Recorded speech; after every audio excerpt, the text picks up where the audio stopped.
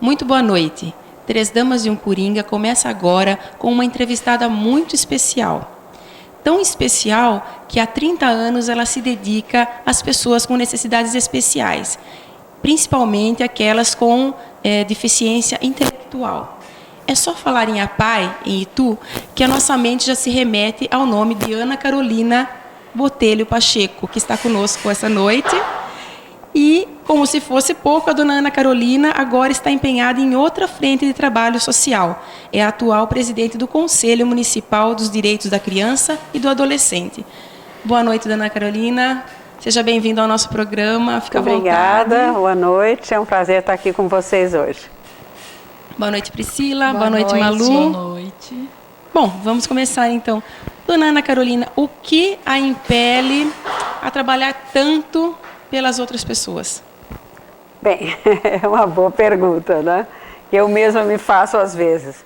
Mas eu tive a oportunidade, né, o privilégio de ter... A minha mãe era uma pessoa muito dedicada a obras sociais e ela faleceu há 3 anos atrás e até pouco antes de falecer ela estava nessa batalha da obra social. Ela foi presidente de um hospital lá em São Paulo, Pera Lobaiton. Ela foi, além de ter se aposentado como supervisora de ensino, ela se dedicou a muitas causas da igreja que ela frequentava, desse hospital e outras coisas que ela fez. Inclusive, ela foi a primeira diretora da escola agrícola aqui de Itu. E começou a trabalhar já com uma certa idade e se revelou uma excelente profissional. Mas também, a par do trabalho, ela se dedicava a algum trabalho social, além de ter criado 9 filhos. Então, eu achei que foi um bom caminho dela e eu procuro seguir, né, fazer um pouco do muito que ela fez, né? 9 filhos e ainda achava tempo para cuidar das outras pessoas, se dedicar às pessoas. Exatamente. Que legal. Legal. Dona Ana Carolina, e a senhora acha que o altruísmo é uma característica que a pessoa desenvolve, aprende, ou é uma característica que a pessoa já nasce com ela, é da personalidade da pessoa? Eu acho que as duas coisas, né? Eu penso que a gente já tem uma tendência natural. Eu trabalhei uns anos como orientadora educacional e nesse trabalho a gente lidava com muitos jovens, adolescentes e aplicávamos alguns inventários de interesse e fazíamos algum tipo de atividade com eles que a gente já percebia algumas tendências desses jovens. Então já é possível você perceber uma coisa já que é da pessoa, né, da sua personalidade. Mas eu penso que o exemplo e as oportunidades favorecem muito também. O exemplo dos pais, das familiar. Pessoas, alguma pessoa que você admira, né? No meu caso foi a minha mãe, mas poderia ter sido alguma outra pessoa, um professor, também tive muito bons professores. Tive o exemplo da dona Carolina Macedo, né, que me antecedeu na presidência da APAE, e ela foi uma pessoa maravilhosa dos pontos de vista, uma excelente professora, uma líder nata. Então eu achei que quando ela me convidou para ser presidente da APAE, eu não podia dizer não para uma pessoa que tinha se doado tantos anos e feito também o possível para desenvolver esse trabalho junto excepcional e realmente criar a APAE de Itu, né? E, dona Ana, a senhora esteve, né, há 30 anos a senhora cuida das crianças da APAE, 20 anos desses 30 a senhora esteve como presidente da APAE. Por que a senhora deixou a presidência? É porque, na verdade, eu me estendi até o meu mandato, na verdade não chegou bem a 20, quase 20, né, 19 anos e pouquinho. Mas há uma regra dentro do movimento apaiano de que a gente tem que passar o bastão para outra pessoa, que é muito natural e muito bem-vindo, porque eu acho que a gente não pode se perpetuar nos cargos, não é mesmo? Então eu achei, e também por regras internas, o Estatuto das APAES, eu tinha que sair da presidência e ceder o lugar para uma outra pessoa, né? E quem assumiu o cargo agora? Assumiu um companheiro nosso já de muitos anos também, que é o senhor Armando Micai, que vem se dedicando muito também, porque agora nós estamos numa fase muito especial, que estamos iniciando a construção do prédio que será a nova sede da APAE. Então isso ainda vai longe, é uma campanha árdua, vai demandar muito esforço, muita parceria com a comunidade, com empresas, mas que está aí. Felizmente já temos o terreno, que foi uma luta de quase 40 anos aí para conseguirmos esse terreno. Afinal, conseguimos, e agora, nessa nova gestão, o senhor Armando Micai já está bastante empenhado para construir essa obra. E onde fica o terreno? Fica bem perto da Start, à mão direita de quem vai a caminho da Start. É um terreno muito bom e uma doação que muito nos honrou e nos facilitou agora o serviço, porque tendo terreno, a obra será uma consequência. Foi uma doação de quem? Importante dizer isso, dar crédito às pessoas, né? Exatamente. Essa doação, foi a prefeitura intermediou, na verdade, né? Nós tínhamos um terreno que fica ali ao lado da caixa d'água, na entrada das Terras São José, e esse terreno, ele foi cedido para aquele engenheiro, que está fazendo aquele trabalho com águas, e ele então nos doou esse terreno para a PAI. Ele ficou com o terreno que era nosso, que foi doado na gestão do senhor Sérgio Prévide, e após ele receber esse terreno, ele se empenhou para encontrar um outro até em melhores condições, porque aquele era um terreno pequeno, que não tinha como ser utilizado pela PAI, porque a localização não era muito adequada e o espaço também não era adequado, né? Um terreno praticamente igual ao que nós usamos hoje em dia. Então, ele se tornou um pouco difícil de nós podermos construir qualquer coisa ali. E com essa doação, nós estamos com por volta de 14 mil metros quadrados, o que dá condições de fazermos a casa para o idoso, de fazermos setor de ambulatório, setor educacional, quadra esportiva. Então, é uma outra realidade, né? E quem nos doou foi o senhor Sebastião Val, que ainda continua colaborando conosco, ajudando e fazendo tudo para que esse sonho se realize, né? Ana Carolina, e como é que foi o início da APAI em Itu? Nós sabemos que a APAI no Brasil também foi uma mãe, né? Uma mãe que iniciou. Eu queria que a senhora contasse um pouquinho dessa história para a gente no Brasil e também aqui em Itu. No Brasil, ela foi fundada no Rio de Janeiro. Foram realmente familiares de deficientes, né, juntamente com médicos, que iniciaram esse trabalho há mais de 50 anos atrás. E em São Paulo, a primeira PAI do estado de São Paulo foi a de Jundiaí. E a nossa está já com 41 anos, é uma PAI também bastante antiga. E aqui em Itu também foi iniciativa de alguns pais e professores. Essa ideia nasceu ali no colégio, justamente no Convenção de Itu, né, na Escola Convenção de Itu, onde haviam algumas crianças que eram atendidas, né, pela professora Clélia, né, Gagliardi. Ela foi uma das pioneiras justamente na busca da realização dessa escola. Juntamente com o diretor da época, com o esforço de algumas pessoas, ela conseguiu que a prefeitura da época cedesse aquele espaço que hoje funciona a funerária municipal. Então, com 7 ou 8 crianças, elas iniciaram um trabalho, a Clélia, né, com outras pessoas, e o primeiro presidente foi o senhor Olavo Valente de Almeida, ele que assumiu a presidência ao iniciar esse trabalho com a PAI.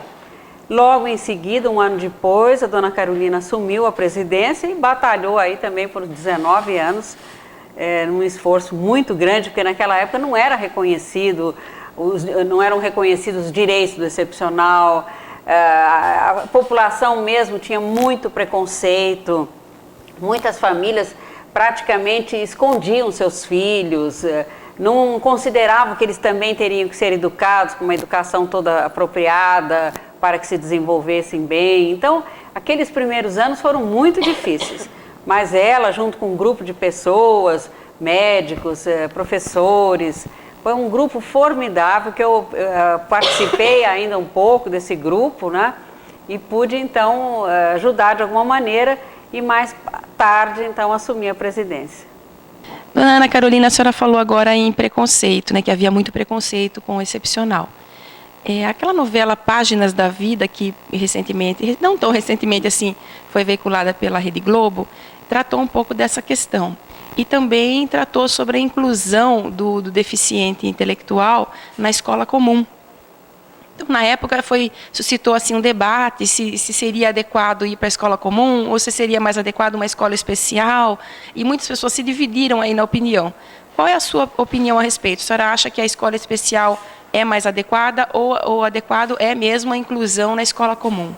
Olha, Mina, isso de fato é uma questão que tem suscitado muita controvérsia.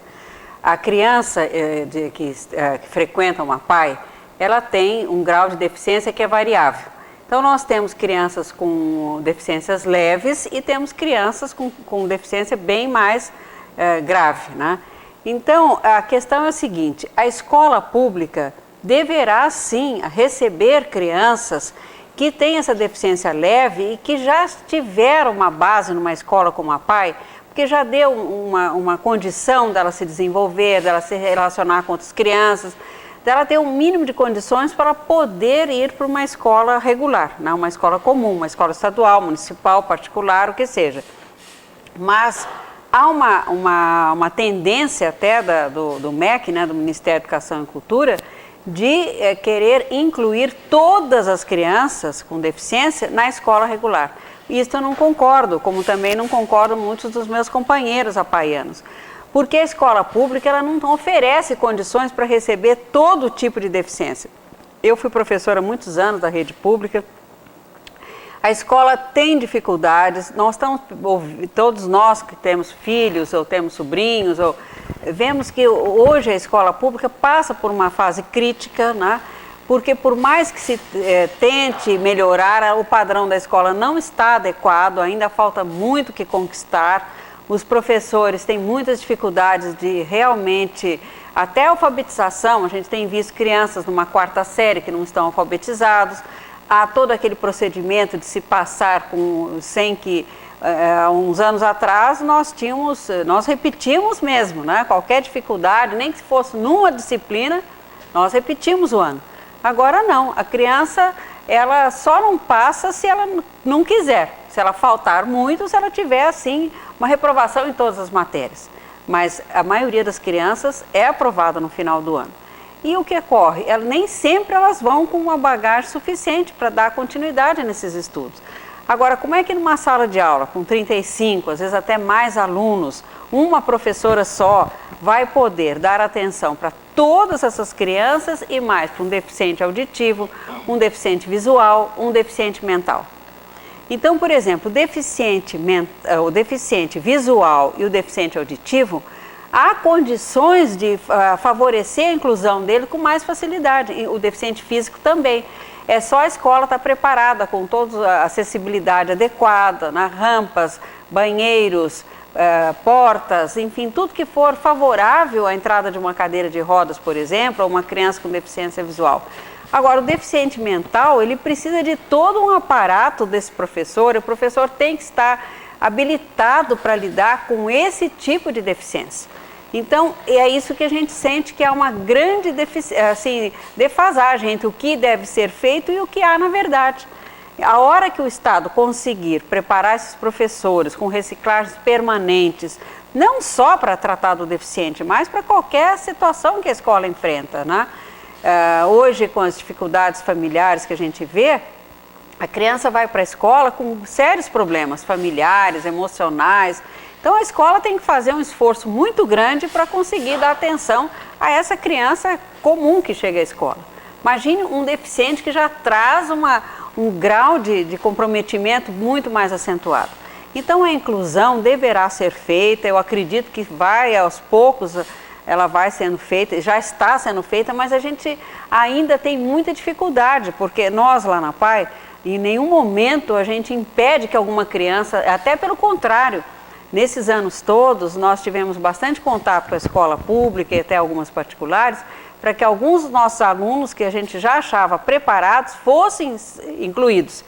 Mas é muito comum, eles vão e de repente eles voltam porque eles não se adaptam, a escola também tem muita dificuldade, às vezes, para receber esse aluno. Não é geral, existem casos de inclusão bem-sucedidos, mas são poucos. Então, ainda há muito que ser feito nessa área, né? Porque o professor fica com muitas funções, né? Ele tem que atender aquele que vai bem, não, que não tem a deficiência. Exatamente. E tem que atender aquele que tem a deficiência. E ele pode tanto não dar mais atenção para aquele que tem a deficiência, deixar de dar a atenção que o outro precisaria, o que não tem deficiência, também para puxar, porque a escola, de uma forma geral, está fraca. Exatamente. E nessa coisa da socialização e do desenvolvimento intelectual, eu não sei, é uma opinião minha, eu vejo que a escola, as crianças vão para se socializar, mas, em primeiro lugar, elas vão para desenvolver intelectualmente. Exatamente. Então, se você quer socialização, inclusão social, nós podemos incluir eles, todas as pessoas, em outros aspectos da vida. Perfeitamente. Mas no local onde se prioriza o desenvolvimento intelectual, fica realmente difícil. Você colocou muito bem, eu acho que é isso mesmo, porque a PAI, por exemplo, ela não está fechada ao convívio social. Todas as oportunidades, as crianças compartilham de outros ambientes. Agora mesmo haverá, nesse mês próximo, uma integração de deficientes numa atividade esportiva lá no SESI. Nós participamos com outras entidades também, com deficientes em outras atividades, gincanas e outros momentos. Eles têm, e depois ali, os professores, os familiares, nós temos festas, nós temos várias atividades que eles estão integrados, eles não estão isolados, eles estão sim agrupados de tal maneira que essas deficiências sejam bem trabalhadas, né? Mas em nenhum momento eles estão lá fechados, que ninguém pode chegar ou eles não podem sair, de jeito nenhum, né? E, dona Ana, nós estávamos falando um pouquinho de preconceito anteriormente e eu queria saber se a PAI, vocês fazem algum tipo de trabalho com os pais dos deficientes, porque nós comentamos agora há pouco que alguns anos atrás os pais até escondiam os filhos deficientes, tinham vergonha. Hoje isso não acontece mais como antigamente. Exato. A senhora acha que isso... A PAI também colabora com isso, favorece, faz algum trabalho psicológico de acompanhamento com os pais dessas crianças também? Perfeitamente. A primeira funcionária que atende os pais é assistente social. Então ela recebe essa família, ela analisa a situação para ver se essa criança é elegível para PAI.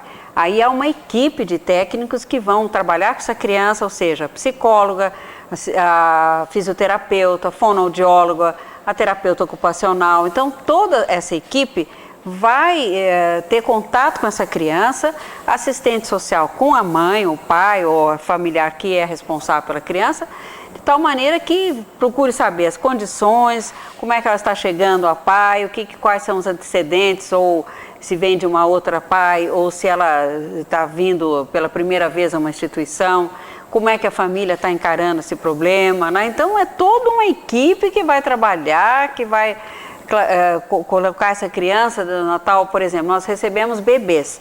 Nós temos um trabalho muito bom que é de estimulação precoce, uma equipe muito boa que está conosco já há bastante tempo, algumas, outras nem há tantos anos, mas muito dedicados. Então, esta equipe vai trabalhar com esse bebê 2 ou 3 vezes por semana, às vezes uma, dependendo da situação, e esse bebê vai ser estimulado de todo jeito, e a família acompanhada. Então, assistente social, psicóloga vão estar dando toda a retaguarda para a família. Então, ali eles encontram apoio, encontram orientação, né? Que vai ajudando a minimizar um pouco esse grande problema que é, na verdade, criar um filho excepcional, né? Quantas crianças a PAI atende hoje? Nós estamos com 220 e poucas crianças, né? Nesse fim de ano. Alguns já, às vezes, deixaram a PAI por qualquer motivo de saúde, né? Mas estamos por volta de 222, se não me falha. E a maioria dos casos é a síndrome de Down? É uma Ou boa não? porcentagem, mas temos outros casos também. Temos paralisia cerebral, temos algumas deficiências múltiplas, né? Temos alguns cadeirantes, que então são esses de paralisia cerebral. Temos algumas outras patologias também. É que a síndrome de Down acabou sendo a carinha que se deu, né? E tem um número expressivo mesmo. Mas é uma das patologias fácil de se lidar. São muito simpáticos, são muito assim, sociáveis, são amorosos. E eles se desenvolvem até bem, né? A gente pode ter esperar muito deles até, né? E para cuidar dessas 200 e tantas crianças, quantos funcionários, quantas pessoas envolvidas, dona Ana Carolina? Olha, nós temos uma boa equipe, nós temos mais de 50 funcionários, entre atendentes, temos monitoras, temos professoras, temos essa equipe técnica que é composta então de fisioterapeuta, terapeuta ocupacional, fonoaudióloga, psicóloga, assistente social, né? Temos a diretora e temos depois o setor de prestação de serviços, né? Por exemplo, a parte de cozinha, a parte de limpeza, né? E depois temos a equipe que faz a parte de administração, né? E temos ainda os funcionários de telemarketing e temos os funcionários da lotérica, que também foi criada há muitos anos para trazer recursos para a PAI, né? E como é que faz para manter tudo isso? É uma boa pergunta, Malu. Então nós temos algumas parcerias, algumas empresas colaboram conosco há muitos anos. Ainda na época da Dona Carolina, nós tivemos uma crise muito grande lá por falta de recursos. E aí houve uma mobilização do empresariado de Itu e muitos deles assumiram uma parceria, contribuem mensalmente com o equivalente ao salário de uma professora por meio período. E vem todos esses anos colaborando. Tínhamos mais empresas, mas hoje algumas por terem tido problemas financeiros ou por se transferirem daqui ou por qualquer outra circunstância deixaram de colaborar. Algumas outras entraram. Mas assim mesmo nós temos por volta de umas 13 empresas que ajudam mensalmente a PAI. Isso é um recurso maravilhoso. De outra forma, a PAI nem teria mais condições de ter existido nesses anos todos, porque foi essa parceria com empresas que deu condições da PAI continuar, porque senão ela teria fechado as portas, né, na época ainda de Dona Carolina. E temos também recursos do governo estadual, que faz um convênio, a PAI tem um convênio na área da educação, então a parte dessa despesa com os professores é mantida pelo governo do estado. Temos uma ajuda também do governo federal, que manda também algum recurso menor, mas que vem também. E doações assim esporádicas. Temos alguns associados que contribuem mensalmente. Temos os que colaboram através do telemarketing, né? O telemarketing também foi um recurso que nós instalamos há alguns anos, que deu muito certo. Porque como a gente sempre dizia, os empresários são muito bem-vindos, muito necessários, os associados. Mas há aquela pessoa que pode colaborar com uma importância pequena e naquele mês que ela tem disponibilidade. Então, às vezes colabora 2, 3 meses, descansa volta a colaborar. E esses são captados através do serviço de telemarketing. E temos então os motoboys que vão em busca desse recurso, levam um recibo, né? São em geral muito bem tratados por essas famílias e que estão espalhadas pela cidade inteira e lá para os bairros mais afastados. Então isso também fez uma diferença incrível, porque o pequeno contribuinte, ele somado a tantos outros, ele faz uma ajuda muito. Quanto é preciso para manter a escola funcionando?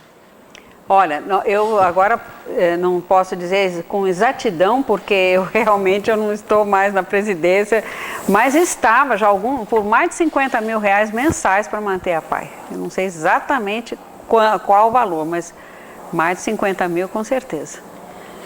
E para aquela pessoa, aquele telespectador nosso que está nos assistindo agora, que queira colaborar com a PAI, queira ser um contribuinte assíduo da PAI, como ele pode entrar em contato? Qual é o telefone, se a senhora quiser deixar? Nós temos o telefone para contato, que é o 4022-4604. A pessoa pode colaborar de várias maneiras. Ou ele pode se tornar um associado, então ele pode se apresentar dizendo que gostaria de colaborar com um carnê que a gente fornece. Agora justamente é uma época oportuna, porque nós estamos já no final do ano. A partir de janeiro, todos os contribuintes, seus associados, irão receber um novo carnê. Então aquele que tiver essa tendência ou essa disponibilidade, poderá colaborar através do carnê. Com o valor que quiser. Com o valor que quiser. Em geral, acima de R$10. É 5% do salário mínimo, já é um pouco mais, né? Mas ainda estava esse ano a partir de R$10 mensais. Agora, os do telemarketing, então as pessoas, os funcionários, entram em contato por telefone. Então a pessoa aceitando contribuir também vai ser uma coisa formidável, porque aí ela vai poder, na medida do possível, da sua disponibilidade, vai estar contribuindo, né? Depois com gêneros também, enfim, às vezes com o tempo, como voluntários também. Com o trabalho voluntário. Nós temos o Clube de Mães, que há muitos anos funciona. com uma equipe excelente de pessoas que fazem trabalhos de artesanato que são vendidos em bazares e esse recurso também reverte para a PAI. Nós temos o material dos alunos, os alunos também confeccionam algum tipo de artesanato que fica exposto lá na Fábrica São Luís, na sala da Confiarte, que tem outros artesãos de Itu que estão lá instalados. Então a gente tem também os trabalhos dos alunos, a pessoa adquirindo um trabalho deles. Agora já vamos começar com os cartões de Natal, então os cartões de Natal já vão estar à disposição. Empresas que queiram enviar cartões de Natal para os seus clientes poderão também se utilizar dos nossos cartões. Nós temos uma padaria, a gente confecciona pães que saem 3 vezes por semana, pães e roscas são muito apreciados, também a pessoa que adquirir estará contribuindo, né? Então, há várias maneiras. Eu acho que aí vai de cada um perceber como é que ele poderá contribuir. Só não colabora quem não quer, né? No bolso de todos, né? E é graças a essas contribuições é que a PAI sobrevive há 41 anos. Caso contrário, não há recurso público que vença, que dê conta de uma despesa dessa. E né? tem as famosas festas também, né, dona Carolina? Exatamente. A festa do queijo e vinho é famosíssima e aguardada em Itu. Exatamente. Fazemos uma vez por ano queijo e vinho, almoços ou jantares, às vezes rifas de carros, né? Então a gente, dependendo da necessidade do momento, a gente então parte para uma promoção dessas, que venha sempre muito boa hora, né? Ok, nós vamos então para o intervalo comercial e voltamos já já. A Todos Convenção oferece ao mercado todos, coberturas, comunicação visual em vários modelos, combinando beleza e requinte com o seu estilo. Valorize a sua casa, sua chácara e seu negócio. Todos Convenção, realizando o seu sonho e inovando sempre. Telefone 11 40 25 50 50. Salão Transforme, onde as mulheres mais exigentes recebem o que existe de mais moderno em técnicas e conceitos avançados em cabelo, estética, manicure, depilação, maquiagem definitiva, design de sobrancelhas e bronzeamento. O Salão Transforme tem os profissionais mais experientes para cuidar da sua beleza. Afinal de contas, você merece o melhor. Agende um horário conosco. Transforme seu visual em boas mãos. Rua Santa Rita 389. Telefone 4013 3000. Você quer a melhor solução para o seu negócio? Então contrate a Virtual Design e acerte na mosca. Na hora de montar seu estande para feiras e eventos nacionais ou internacionais, a Virtual Design desenvolve o seu projeto com muita criatividade e apresenta o seu negócio de uma forma inovadora ao mercado. Na hora de montar seu estande, consulte a Virtual Design, a melhor solução para a sua empresa. Rua Maestro Isaías Esparanins e Belcofiné, número 26, em Itu. Telefone 4022-4128. Entre em sintonia com o mundo moderno e sinta a alegria de viver, frequentando uma academia que possui os melhores equipamentos, professores preparados e especializados. Na Alongues Academia, além de tudo isso, você encontra um ambiente descontraído com gente feliz. Conheça o revolucionário método Pilates de condicionamento físico, que alia exercícios que fazem bem ao corpo e à mente. Alongues Academia, mais qualidade de vida. Rua Domingos Fernandes, número 250, no centro de Itu. Telefone 4022-5017. Flores que alegram sua vida, perfumam as casas e agradam em qualquer situação. Você só encontra na Fates Floricultura, que lhe oferece os mais belos arranjos e buquês de flores. Então não se esqueça, nas ocasiões especiais, procure a Fates Floricultura. Bom atendimento e produtos de qualidade. Fates Floricultura, Rua do Patrocínio, número 11, no centro da cidade, em Itu.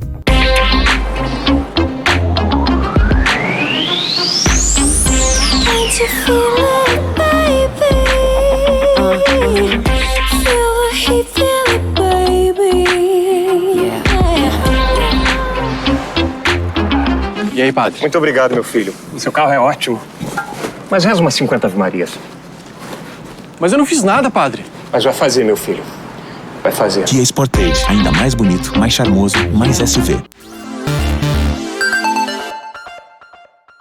Estamos de volta com 3 damas e um coringa. Nossa entrevistada essa noite é a senhora Ana Carolina Botelho Pacheco, que por mais de 19 anos foi presidente da APAI de Itu e agora é presidente do Conselho Municipal dos Direitos da Criança e do Adolescente. Ana Carolina, no primeiro bloco nós falávamos sobre as formas que as pessoas podem colaborar com a APAI, ajudar na manutenção financeira da APAI. E a senhora citou uma lotérica que a APAI tem, né, e a concessão, e onde as pessoas poderiam ajudar também dessa forma. Explica mais um pouquinho para a gente aonde fica essa lotérica, como é esse trabalho. A lotérica da APAI funciona na Vila Nova, na rua Joaquim Borges. Ela fica naquele quarteirão que há já um comércio antigo ali, perto da Itu Nativa e de outras lojas. E a pessoa que faz jogos lá, ou que paga suas contas, logicamente estará contribuindo indiretamente com a APAI, porque parte da renda da lotérica fica para a APAI. Por que parte? Porque nós mantemos a lotérica com toda a sua despesa, né? E então a porcentagem que fica para a APAI é também uma boa contribuição, né? Então, as pessoas que vão fazer uma fezinha numa outra lotérica, se quiserem colaborar com a APAI, vai lá na lotérica da APAI, que fica na Vila Nova. Na Vila Nova. Do lado da Itu Nativa. Isso. Dona Carolina, e a panificadora, como é que funciona? A senhora disse que sai pão 3 vezes por semana? Quais são esses Atualmente dias? nós estamos fazendo segundas, quartas e sextas. E as meninas participam da confecção desses pães, juntamente com uma professora. E nós temos pães caseiros, né, por assim dizer, e roscas de coco e às vezes de fubá. E são muito apreciados, não tem grande quantidade, por isso a pessoa que gosta de um pão desse caseiro pode telefonar para lá e passar na segunda, quarta e sexta no período da tarde, porque elas confeccionam de manhã e põem à venda a partir da 1h da tarde. Lá na sede da APAI? Rapidinho, lá na sede da APAI. Imagina Isso com um mesmo. cafezinho, né, É meninas? muito gostoso esse pão, vale a pena. Dá pra gente buscar também. Vamos provar, né, Mirna? Um chazinho, um cafezinho com leite, né? E, dona Ana, nós queríamos saber, existe um processo de trabalho produtivo que é desenvolvido, né, com os alunos da APAI e o trabalho protegido. Qual a diferença dos dois e como a APAI contribui para esses trabalhos desses deficientes que se integram à sociedade?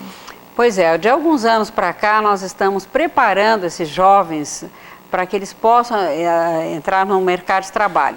Nós somos solicitados, né, pela lei que exige que parte desses funcionários sejam deficientes. E aí, a partir desse momento, nós começamos a nos preocupar com o preparo desses jovens. Então, até a panificadora, o trabalho nas oficinas que temos lá dentro da APAI, cartões de Natal, outras coisas que eles confeccionam, e também toda uma orientação de como devem se portar numa empresa, a questão de assiduidade, a questão de horário, a questão de conduta mesmo com outras pessoas, né? Então, quando as empresas convocam ou pedem ou solicitam alguns alunos com deficiência, eles vão acompanhados de uma monitora, o terapeuta ocupacional também orienta, e eles ficam algum tempo sob a orientação da APAI. E depois eles se integram nessas, ou seja, nós temos alunos no McDonald's, nós temos aqui no Carrefour, nos supermercados. Nós temos alunas no Hotel Gandini, né? Nós temos outros logradouros aí que têm assumido esses alunos e com bom resultado. De vez em quando algum não se adapta, mas uma boa parte deles se adapta, se desenvolve e se sentem felizes e realizados. Isso que eu acho importantíssimo que as famílias percebam. Porque as famílias também resistem um pouco a abrir mão de alguns direitos que elas têm. Às vezes, vocês sabem que há um recurso que o governo federal oferece para a família que tem um filho com deficiência. Só que, se eles vão para o trabalho, logicamente que eles não precisam desse recurso. E alguns pais ficam temerosos que, indo, eles perdem o recurso e vamos dizer que se perder o emprego, como é que ficam? Mas pelo que nós temos observado, em geral, esses jovens permanecem no emprego e se dão bem lá. trabalham, são bem aceitos, se integram. Então, eu acho que é formidável, né? Que devem as famílias permitirem isso e as empresas também acolherem e fazerem a parceria correta. Porque, às vezes, na ânsia de cumprir a lei, eles solicitam a entrada de um deficiente, mas não fazem questão que ele permaneça no emprego. Eu acho que isso não é possível, porque aí fica uma frustração para o jovem, não é mesmo? Porque ele quer prestar o serviço, ele quer estar na empresa. Agora, ganhar sem trabalhar já fica esquisito, porque não é isso que a gente prega para as pessoas, né? Eu acho que um trabalho que realize a pessoa tem que haver a participação dela naquele desempenho daquela função, né? Então, o trabalho protegido dentro da PAI é um preparo para o trabalho produtivo nas empresas. Exatamente, isso mesmo. Bom, todo esse trabalho da PAI, né, poderia, em parte, ser evitado se as mães, as pessoas pudessem prevenir o nascimento das pessoas com deficiência intelectual. Como é que as mães, as mulheres podem prevenir o nascimento dessas crianças com deficiência? Bem, há diversas causas, né, que dão como consequência a deficiência.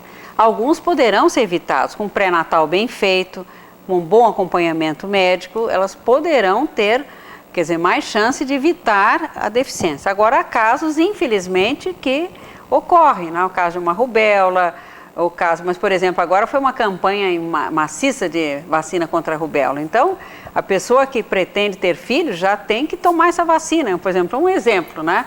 Evitar que contraia a rubéola em estado de gestação, né? E há outros casos, por exemplo, no parto. O parto também é uma coisa que tem que ser feita com muito cuidado, porque um parto onde há algum distúrbio na hora, uma falta de oxigenação, a criança vem a desenvolver uma paralisia cerebral. E essa paralisia cerebral é uma coisa muito triste, porque ela impede, a criança fica sem os movimentos e muitas vezes a inteligência é preservada e sem conseguir nem se locomover, nem nada. Então, isso é um caso muito triste, porque a criança tem a capacidade mental, mas não tem o desempenho físico. Tá? Então, ela fica totalmente limitada e vai precisar de muito esforço, muito empenho para poder ter uma vida mais natural, mais normal, né? Então, atualmente é uma onda assim das mulheres quererem deixarem para ser mães muito depois dos 30 anos, lá 35, 36 e lá vai pedrada. E esse fato de ser mãe muito mais tarde também colabora para o nascimento de pessoas com deficiência. Você sabe, Mirna, que olha, havia um conceito de que, por exemplo, a criança com síndrome de Down nascia em decorrência de um parto mais tardio. Mas não é isso, assim, isso não é uma regra geral. Uhum. Nós temos muitas mães com filhos síndrome de Down de primeira gestação e ainda mais jovens. Então, realmente, logicamente, é um parto mais de risco com mais velhas. Mas a medicina evoluiu bastante nesse sentido, com um bom acompanhamento médico, pode-se ter filhos mais tarde e gerar filhos saudáveis, né? Mas eu acho que o acompanhamento médico pré-natal é muito importante, né? Para evitar todo tipo de consequência desagradável. Né? E os hábitos saudáveis, né, dona Ana Carolina? Exatamente. Não fumar, não beber, não usar drogas. Sem dúvida nenhuma, exatamente. E também eu acho que o que a gente vê, essa promiscuidade sexual, os jovens às vezes muito despreparados e têm filhos sem saber nem o porquê, nem como, e essas crianças ficam até abandonadas muitas vezes ou maltratadas, né? Ou tendo que serem cuidadas por outras pessoas que não os pais propriamente dito. Isso gera às vezes problema, porque aí ou não tomam vacinas adequadas ou não se acompanham com uma alimentação adequada. Por exemplo, há uma patologia que é constatada com o exame do pezinho. Esse exame do pezinho tem que ser feito de qualquer maneira, porque é um caso em 1000. Mas se a criança tiver esse problema, ela não poderá se alimentar de alimentos comuns. Então, carboidratos e coisas não pode. O mesmo leite comum, ela tem que ter uma alimentação especial, porque se ela não tiver essa alimentação especial, ela vai desenvolver uma deficiência mental. Agora, uma criança que não é bem cuidada, poderá, de repente, sendo saudável até certo ponto, mas se não fizer o exame do pezinho e se tiver essa tendência para essa patologia, aí pronto, já está o desastre feito. O exame do pezinho é obrigatório fazer, É obrigatório, né? Por é lei. obrigatório. Hoje é obrigatório. Espero que todos estejam fazendo, enfim. Né? Hoje, para se ter alta do hospital, as mães precisam fazer o Isso o já exame. ajudou bastante. Né? Ajudou bastante.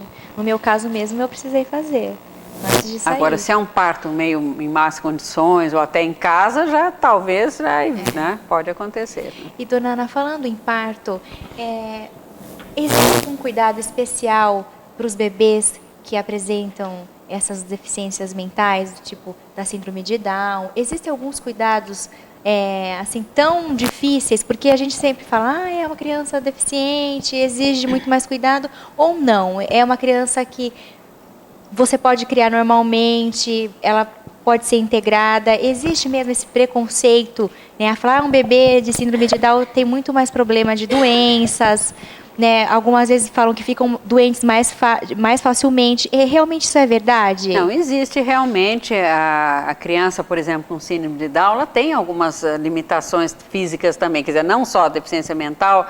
E a síndrome de Down, ela tem vários, quer dizer, comprometimentos. Alguns são mais comprometidos e outros menos. E a estimulação aí é muito importante. Então, a criança que se percebeu que é síndrome de Down, começando com uma estimulação adequada, uma boa orientação para essa mãe, ele vai poder evoluir mais, né? Agora, por exemplo, eles têm uma deficiência respiratória, eles estão sujeitos a gripes, eles têm problemas pulmonares e de coração, né? Eu tive uma cunhada síndrome de Down, né? Até isso também foi uma das coisas que me atraiu para trabalhar com a PAI, né? Que minha sogra era uma pessoa muito dedicada a essa criança, conseguiu, mas naquela época ela foi alfabetizada, ela teve acesso à escola, ela frequentou inclusive a PAI, né? E isso me sensibilizou também para poder fazer esse trabalho.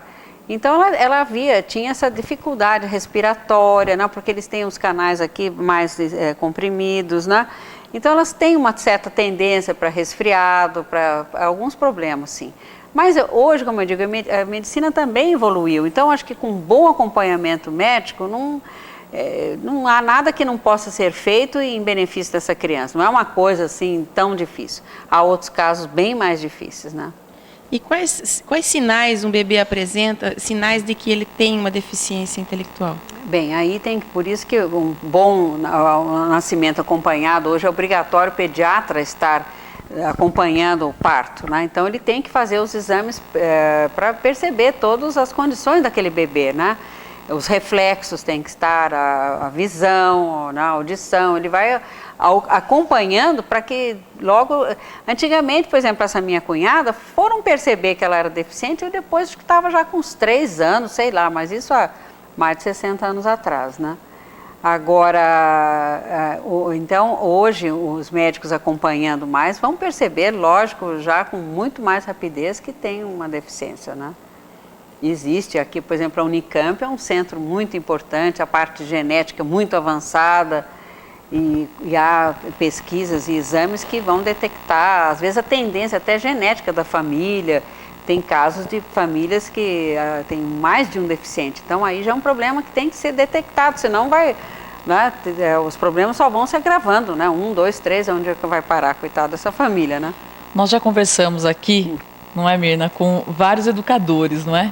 E em várias escolas, muitas vezes é mais complicado lidar com os pais do que com as próprias crianças. Exatamente. Na PAI também é assim? Um pouco sim, né? Eu acho que muitas vezes os pais, muitos colaboram demais, são excelentes, dedicados e tudo mais, mas há aqueles que oferecem resistência, aceitar o deficiente, oferecer os cuidados necessários.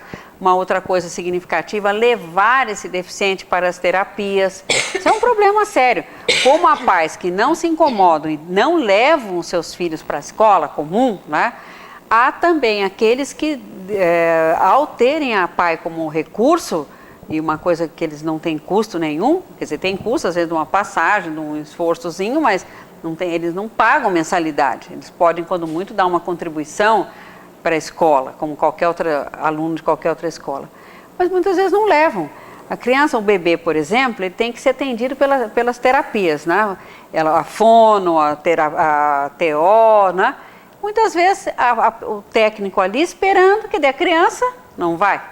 Então isso é uma coisa absurda, porque A escola está preparada, o técnico está aguardando, né? E a criança vai atender individualmente, um por um, tá? E agora, quando a mãe não leva, seja lá por que problemas for, a criança fica prejudicada e a gente com aquele atendimento ali ocioso, né? Existem casos em Itu de maus tratos com deficientes? Bom, eu acho que de uma maneira geral, né, com a criança de uma maneira geral, né, a gente tem conhecimento de maus tratos. Com o deficiente também não é diferente, né? Às vezes por exemplo, falta de higiene na casa, às vezes até outras questões, né, de falta de alimentação que não é nem sempre muito adequada, né? Mas aí que a gente tem o trabalho de assistência social que acompanha essas famílias. Ela visita... Mas eu digo maus tratos mesmo, violência. Existem casos assim, Itu? Não é comum, não. Eu não tenho, assim, agora um dado concreto para te responder essa pergunta, Malu, mas certamente que no correr desses anos, alguns casos nós tivemos. Não são Mas comuns. nada grave. Não é assim uma coisa, porque, em geral, de uma maneira geral, os pais são dedicados. Há casos de ou pai ou mãe que abandonam o lar em consequência de ter um filho deficiente. Às vezes não sabem enfrentar essa dificuldade. Eu lembro bem de um caso que a mãe abandonou a família e o pai que cuidou dessas crianças, né, de um filho deficiente. Outras vezes é o pai que abandona a família e a responsabilidade fica toda com a mãe. Isso ocorre, mas não é só quando tem o deficiente. Também em famílias, né, com filhos normais ocorre isso também, né? Dona Ana Carolina, existe uma fase que a senhora falou existem pais que rejeitam, né? É mais rejeição ou tem aquele pai também que passa por uma fase de negação, de não acreditar que o filho dele tem essa deficiência? Isso acontece, né? Às vezes não acredita realmente, custa para ele entender que realmente existe uma limitação séria, dependendo do caso. E eles têm às vezes uma grande expectativa que aquele filho venha a ter um desempenho normal, por exemplo. Em alguns casos ele vai melhorar, mas não vai ser uma criança normal. Normal que a gente diz, hoje até é engraçado, porque às vezes o normal aparece com tanto problema e o deficiente se desenvolve até bem, né? Então, mas de qualquer maneira, às vezes eles têm uma grande expectativa em relação ao filho que não se concretiza, então isso gera uma frustração, né? E a gente tenta ajudar na compreensão dessa deficiência. Agora, há casos maravilhosos de pais que ficam até assim gratificados de terem um filho deficiente, porque aquilo eles acham que foi um desafio e eles se empenham o máximo para poder cuidar bem dessas crianças e são exemplares, né? Então, isso comove a gente, né? Vamos falar um pouquinho, então, desse novo trabalho seu no Conselho Municipal dos Direitos da Criança e do Adolescente. Como é esse trabalho? O que é o conselho? O que é o conselho? Quem compõe esse conselho? Olha, menina, esse conselho é um conselho muito importante, né? Eu até participava, assim, um pouco desse conselho enquanto presidente da PAI, mas após saída da presidência, né, houve eleições e eu então assumi esse cargo, fui escolhida pelos meus pares, né?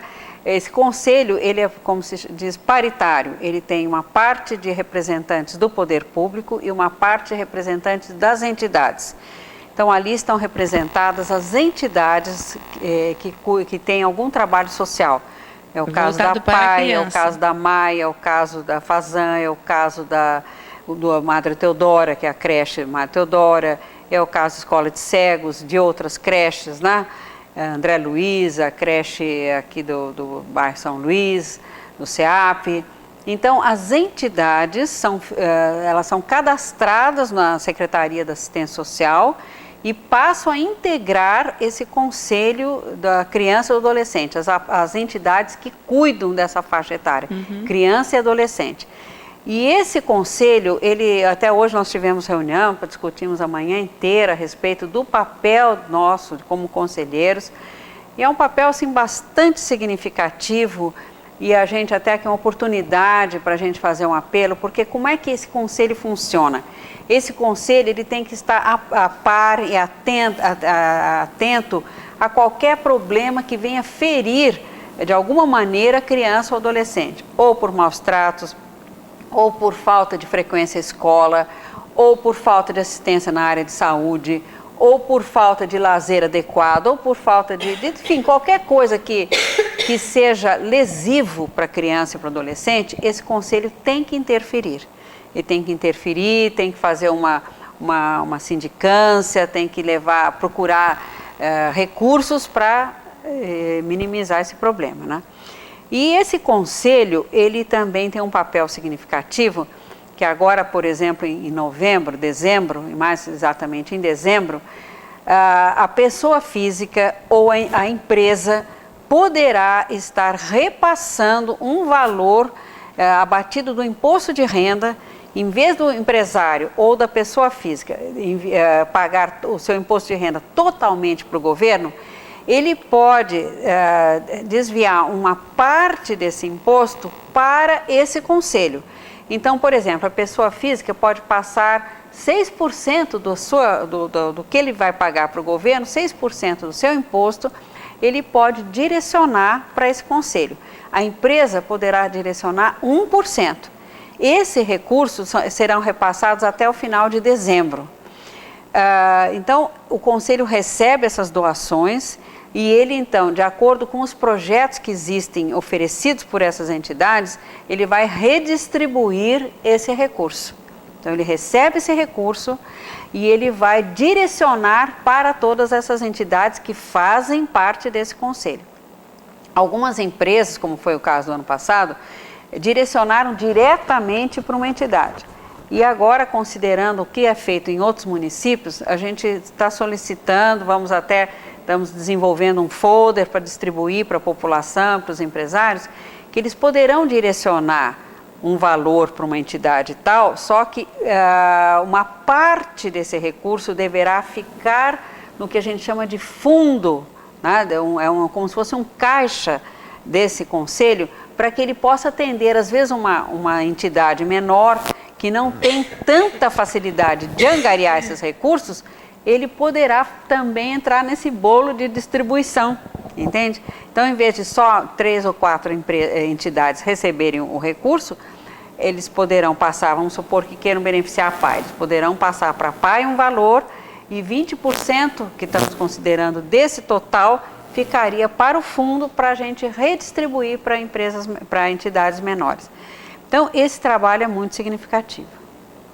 Esse trabalho, o conselho que a senhora é presidente, não se confunde com o conselho tutelar. Não, o conselho tutelar, ele está próximo ao conselho. Nós temos também que exercer uma certa parceria com o conselho tutelar. Mas o conselho tutelar é um grupo diferenciado, são funcionários pagos, né, que fazem o trabalho seria uma vigilância na comunidade. Então, a criança que não frequenta a escola, a criança que é maltratada, a criança que está abandonada na rua, a criança que sofre abuso sexual. Então, o conselho tutelar se dirige a essas famílias ou à rua onde está essa criança, que ela recebe denúncias, e os conselheiros tutelares têm que ir em busca dessa criança e procurar tirá-la dessa situação crítica, ou reconduzindo a família ou algum familiar que possa assumir, ou então encaminhando para o SEACA, que é um abrigo que acolhe essas crianças que estão em situação de abandono, de maus tratos e tudo mais. Então, o conselho tutelar, ele também está diretamente relacionado com o conselho da criança e do adolescente. Mas ele é tem um trabalho independente e assim justamente de ir atrás desses problemas mais graves e procurar resolver.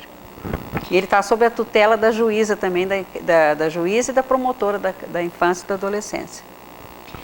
Dona Ana, a senhora também, né, faz parte do Clube de Mães de Itu, que junto com outras entidades vem desenvolvendo um projeto das sacolas ecológicas, até que a gente está aqui hoje com elas na nossa mesinha aqui, até se a câmera puder mostrar. Eu queria que a senhora falasse um pouquinho desse projeto para a gente também. Pois não, esse é um trabalho bem gostoso até, né, porque é bem mais leve, vamos dizer assim, né, diante dos outros problemas que a gente enfrenta, né? Então, esse trabalho, a PAI recebeu um convite, como os clubes de mães também, que partiu do Colégio Integral para que a gente fizéssemos algo em benefício do meio ambiente. E achamos muito interessante esse projeto, partiu de alunos do Colégio Integral, né, sob a supervisão da coordenadora de lá, né? E esse trabalho, então, está sendo feito em parceria. Os clubes de mães, inclusive o que eu dirijo, mais outros da cidade. A Confiarte, que é um grupo de artesãos de Itu, que tem ali a loja deles na Fábrica São Luís. O Colégio Integral e a Gapise, que é uma entidade também que cuida de aidéticos, né? Eles também estão envolvidos nisso. E com isso nós estamos propondo às empresas, às lojas, às padarias, às farmácias, ao shopping, em supermercados, enfim, qualquer pessoa que em vez de ficar utilizando sacolas plásticas que estão poluindo o meio ambiente, que a gente sabe que a sacola plástica dura uma eternidade, não se sabe o que fazer de tanta sacola plástica, cada um adquira a sua sacola de tecido, elas são muito bem feitas, com tecido algodão cru e em diversos tamanhos e em preços acessíveis. Então, a empresa, essa aqui, por exemplo, serve para padarias. Algumas padarias, a Borasca, a Rebeca, já adquiriram. E aqui vem o logo da padaria, por exemplo. E a padaria, então, pode oferecer aos seus clientes e a pessoa adquire e pode utilizar essa, em vez de todo dia levar um papel ou um plástico para casa, ela leva essa sacola, põe o seu pãozinho ali dentro e fica usando sempre a mesma sacola. E vai fazendo propaganda e volta fazendo propaganda. Então ela da está padaria. fazendo propaganda da empresa que adquiriu ou que está distribuindo ou vendendo, conforme queira, e ao mesmo tempo não está poluindo o meio ambiente. Então eu achei essa campanha excelente. E aí me engajei nisso também. E o custo das sacolinhas, vamos supor, é desse tamanho aí. A sacola para padaria, por exemplo, se for encomendado 100 dessas aqui, ela sairá um preço unitário de R$6.